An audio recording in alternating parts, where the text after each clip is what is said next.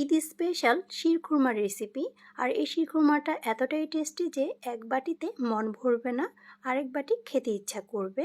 শিরখুরমা তৈরি করার জন্য আমি এখানে একটা প্যানে দিয়ে দিচ্ছি 1 টেবিল চামচ পরিমাণ ঘি। ঘিটা যখন গলে যাবে সেই পর্যায়ে আমি এখানে দিয়ে দিচ্ছি কাজু বাদাম।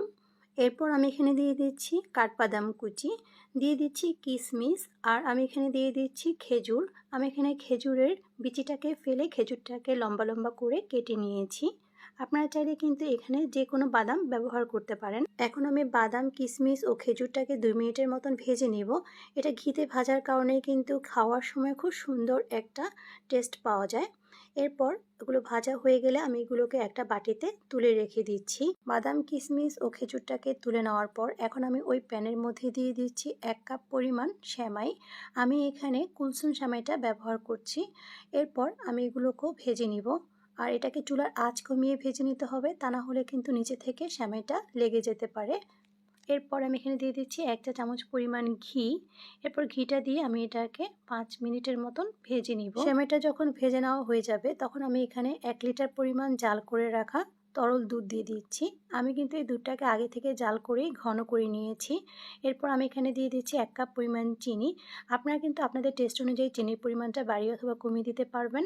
এরপর আমি এখানে 1 চিমটি পরিমাণ লবণও দিয়ে দিয়েছি, আর ভাজা খেজুর ও বাদামটাকে দিয়ে দিচ্ছি।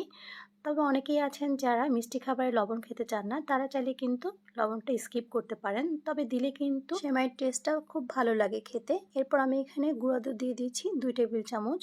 এখন গুঁড়া দুধটাকে আমি খুব ভালো করে নেড়ে মিশিয়ে নিব। আপনারা কিন্তু এখানে গুঁড়া দুধটা চাইলে স্কিপ করতে পারেন, তবে গুঁড়া দুধটা দিলে কিন্তু শিরখুরমার টেস্টটা অনেক ভালো লাগবে খেতে। এখন সব কিছুকে একসাথে ভালো করে মিশিয়ে নেওয়ার পর আমি এটাকে 4 থেকে 5 মিনিটের মতন জাল করে নিব, যতক্ষণ পর্যন্ত না সেমাইটা ভালো করে সিদ্ধ হয়ে যাচ্ছে।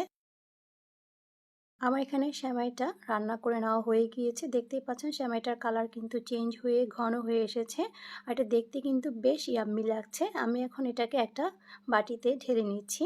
এই শিরখুরমাটা কিন্তু আমার ভীষণ পছন্দের। পার্সোনালি আমার কিন্তু সব সেমাই থেকে এই শিরখুরমাটা খেতে বেশি ভালো লাগে। আর এই শিরখুরমাটা কিন্তু অনেক বেশি হেলদি, কারণ এখানে কিন্তু খেজুর, বাদাম, কিশমিশ সব কিছুই দেওয়া আছে।